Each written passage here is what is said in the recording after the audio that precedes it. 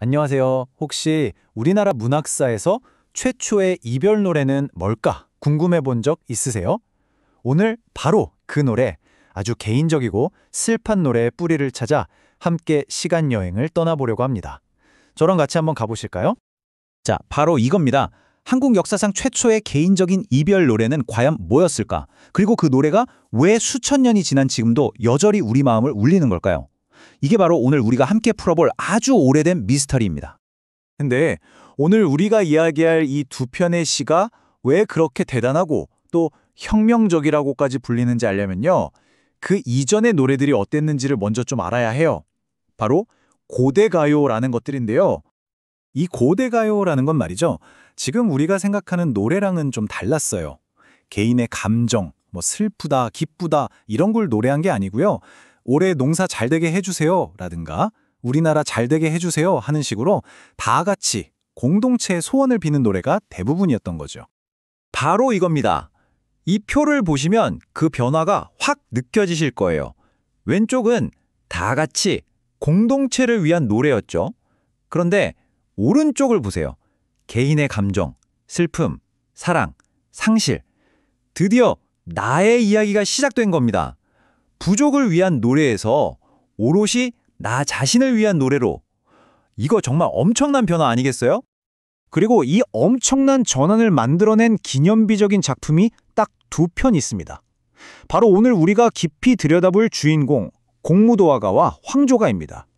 자, 그럼 첫 번째 이야기부터 시작해볼까요? 시간을 아주 멀리 저 고조선 시대로 거슬러 올라가야 합니다. 아주 가슴 아픈 이야기예요. 어떤 뱃사공이 강을 건너고 있었어요. 그런데 저 멀리 머리가 하얗게 센 한 남자가 미친 사람처럼 강물로 막 걸어 들어가는 거예요. 뒤에서 아내가 울부짖으면서 여보 안 돼요. 제발 건너지 마세요. 하고 애원했지만 남편은 결국 물에 빠져 죽고 맙니다. 모든 걸 잃은 아내는 그 자리에서 공후라는 악기를 켜면서 노래를 부르기 시작해요. 그리고 노래가 끝나자 자기도 남편을 따라 강물에 몸을 던지죠. 이 모든 걸 지켜본 뱃사공이 집에 돌아와 아내에게 이 기막힌 이야기를 들려주면서 노래가 세상에 알려지게 된 겁니다. 님이여 그 물을 건너지 마오. 님은 끝내 그 물을 건너셨네. 물에 빠져 돌아가시니 가신님을 어야 했고 정말 짧죠? 그런데 이 네 줄 안에 애원, 절망, 체념 이 모든 감정이 폭풍처럼 휘몰아치고 있습니다. 정말 대단하지 않나요? 이 시에서 가장 중요한 건 바로 물이에요. 이 물의 의미가 계속해서 바뀌거든요. 한번 보세요. 첫 번째, 아내가 그 물을 건너지 마오 할 때의 물은 우리 사랑을 깨지 마세요 하는 의미, 즉 사랑 그 자체예요. 그런데 두 번째, 남편이 끝내 그 물을 건너버렸죠. 이때의 물은 둘 사이를 갈라놓는 이별의 공간이 됩니다. 그리고 마지막, 남편이 물에 빠져 죽었을 때 이 물은 더 이상 되돌릴 수 없는 죽음의 상징이 되어버리는 거죠. 사랑이 이별이 되고 이별이 죽음이 되는 이 과정이 물이라는 하나의 이미지에 전부 담겨 있는 거예요. 자, 이렇게 한 여인의 처절한 슬픔을 봤는데요. 이번엔 무대를 좀 옮겨보겠습니다. 평범한 백성이 아니라 한 나라의 왕이 느꼈던 고독에 대한 이야기, 바로 황조가입니다. 고구려 2대 왕인 유리 왕에게는 아내가 둘 있었는데 둘이 사이가 썩 좋지는 않았나 봐요. 맨날 다투다가 결국 아내 중 한 명인 치희가 화가 나서 자기 나라로 휙 돌아가 버립니다. 왕이 부랴부랴 뒤쫓아가서 달래봤지만 그녀의 마음을 돌릴 수는 없었어요. 결국 혼자 쓸쓸하게 궁으로 돌아오던 길이었죠. 그런데 나무 위에서 꾀꼬리 한 쌍이 너무나 정답게 지저귀고 있는 거예요. 그 모습을 보는 순간 왕의 마음이 와르르 무너져 내린 겁니다. 저 새들도 짝이 있는데 나는? 하면서요. 펄펄 나는 저 꾀꼬리 암수 서로 정답구나.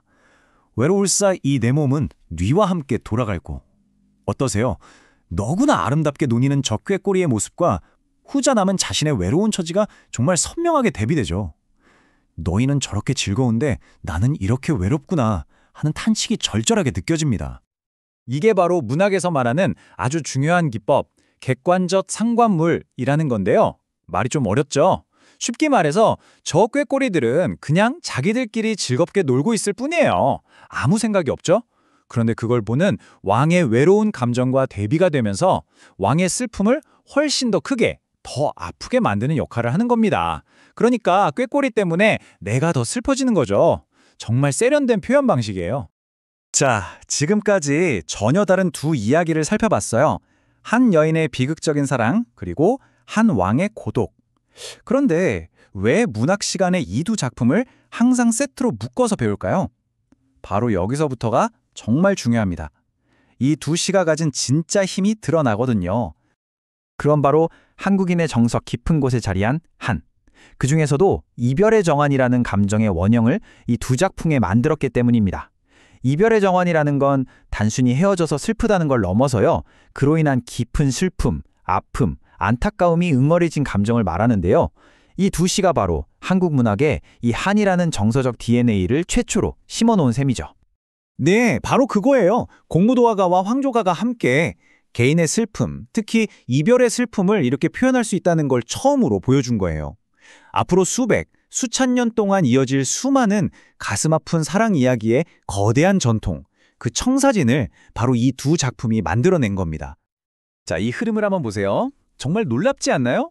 고조선의 공무도화가에서 시작된 이 슬픔의 정서는 고구려 황조가로 이어지고 고려시대의 가시리, 조선시대 황진이의 시조, 그리고 마침내 우리에게 너무나 익숙한 김소월의 진달래꽃까지 마치 하나의 강물처럼 수천 년의 시간을 흘러 우리에게까지 온 겁니다. 이게 바로 슬픔의 계보라고 할 수 있겠죠. 그러니까 이 두 편의 시는 그냥 오래된 노래가 아닌 거예요. 이게 왜 중요하냐면요. 이 시들이 있었기 때문에 한국 문학은 슬픔이라는 감정에 목소리를 낼 수 있게 된 겁니다. 사랑하는 사람을 떠나보낸 그 아픈 마음을 어떻게 문학으로 아름답게 승화시킬 수 있는지, 그 길을 맨 처음 열어준 위대한 출발점이라고 할 수 있는 거죠. 정말 신기하지 않으세요? 수천 년 전 이름 모를 한 여인과 외로웠던 한 왕이 읊조렸던 그 몇 줄의 노래가 어떻게 오늘날까지 한 문화권의 사람들의 마음을 계속해서 흔들고 또 새로운 이야기를 만들어내는 힘이 될 수 있었을까요? 어쩌면 지극히 개인적인 슬픔이야말로 가장 보편적인 우리 모두의 이야기가 될 수 있다는 걸 이 노래들이 보여주는 건 아닐까 싶습니다.